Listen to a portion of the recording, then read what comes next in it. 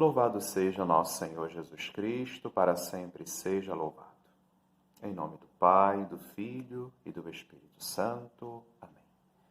Vinde, Espírito de Deus, enchei nossos corações e nossas mentes com a vossa graça, para que possamos compreender a vontade deste mesmo Deus em nossas vidas e que nele sejam nossos sentimentos, nossas atitudes, tudo comece e tudo termine. Amém. Vamos relembrar, mais uma vez, o objetivo geral das diretrizes da ação evangelizadora da Igreja no Brasil para o ano de 2019 a 2023.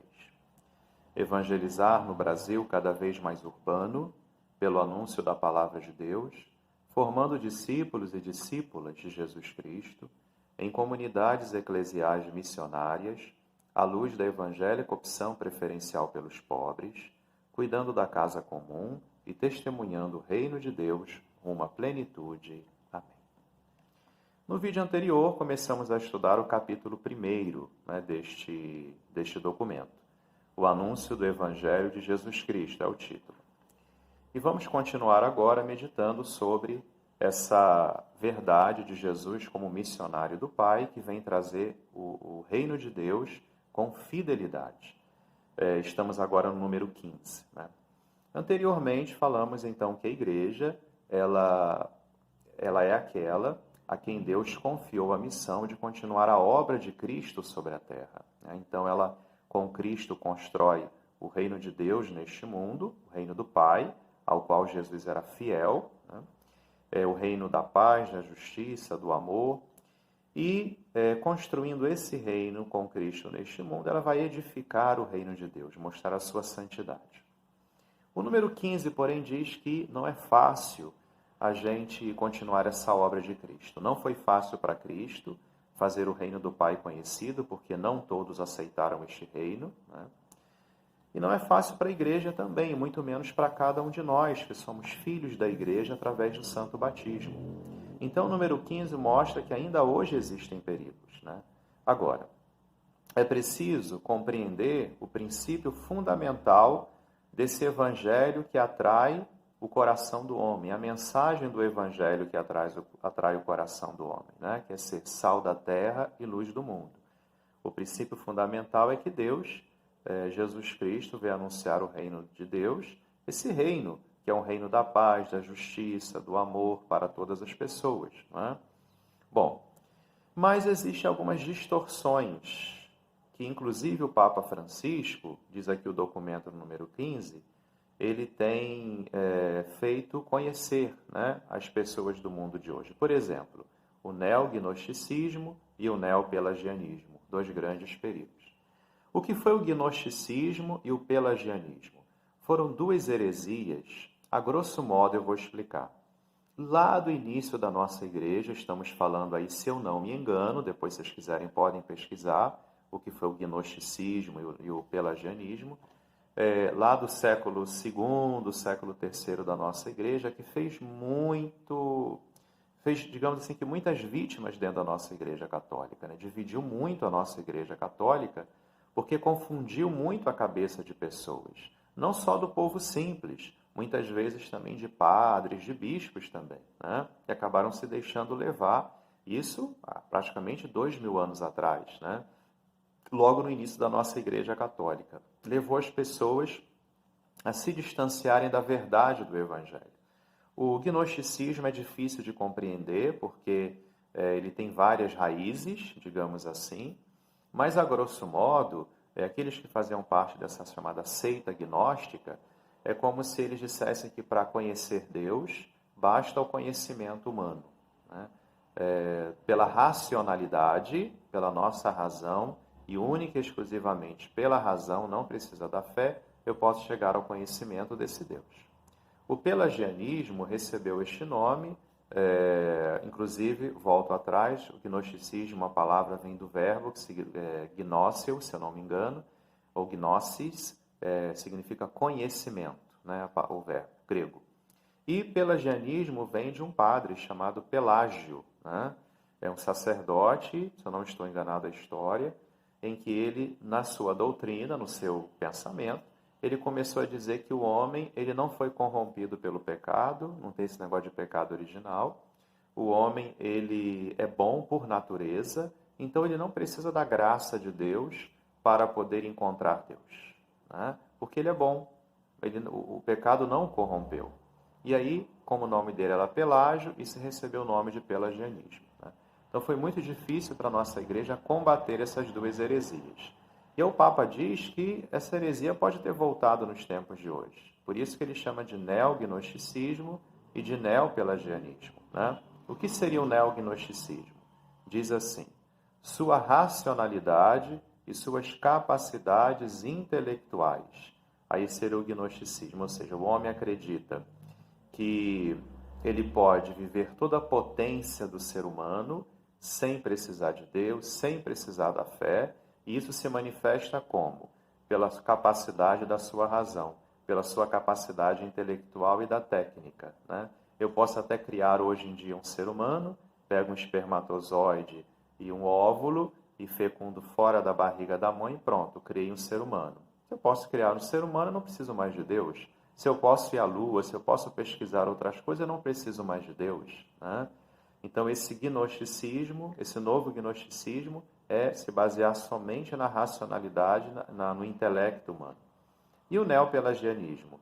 É como se o homem, pela sua força de vontade e a sua capacidade técnica, né, pudesse viver a sua vida, rejeitando a graça de Deus pela autossuficiência. Ou seja, eu me basto, eu tenho dinheiro, eu tenho técnica, eu não preciso da graça de Deus para nada, eu consigo resolver todos os problemas desse mundo por mim mesmo. Então, tanto um quanto o outro é a negação de Deus, né? A negação da graça de Deus, do amor de Deus na vida do homem.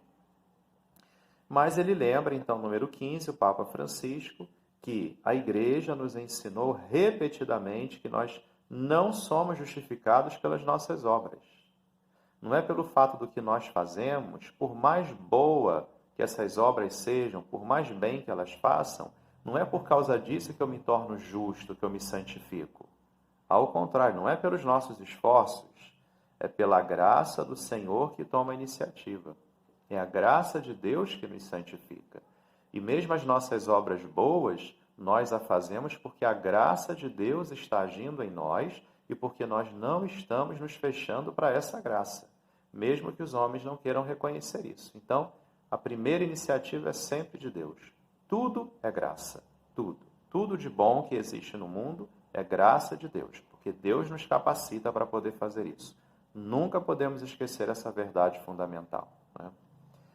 O número 16, então, diz que o dom da graça de Deus, essa graça que falamos anteriormente, ela ultrapassa as capacidades da inteligência e as forças da vontade humana.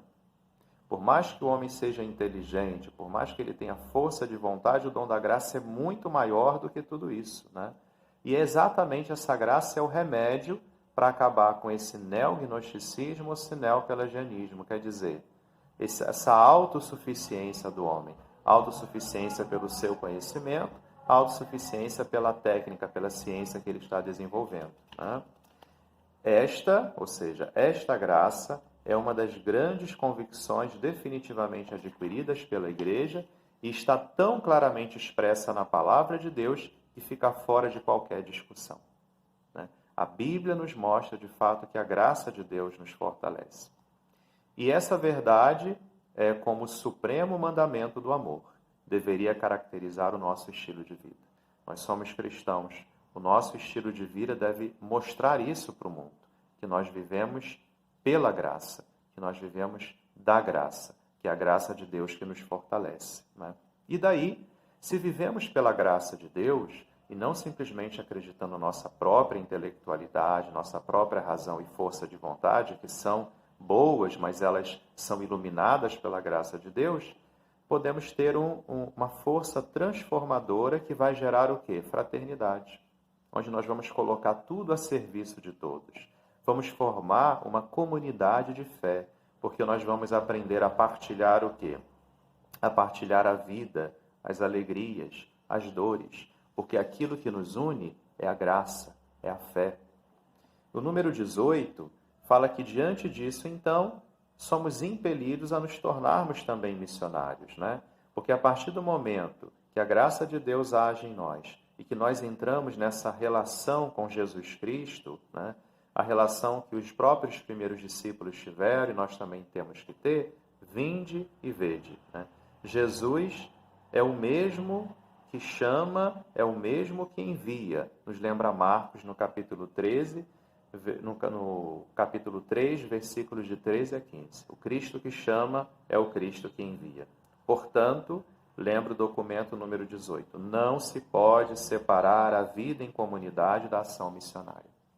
Se eu vivo pela graça, e a graça ilumina a minha inteligência, a minha vontade, né? E eu sei que tudo é dom de Deus, e eu quero colocar esse dom a serviço do irmão, gerando fraternidade, gerando comunidade de fé, gerando partilha das alegrias, tristeza, partilha da vida, eu naturalmente sou impelido a levar toda essa mensagem para as pessoas. Né?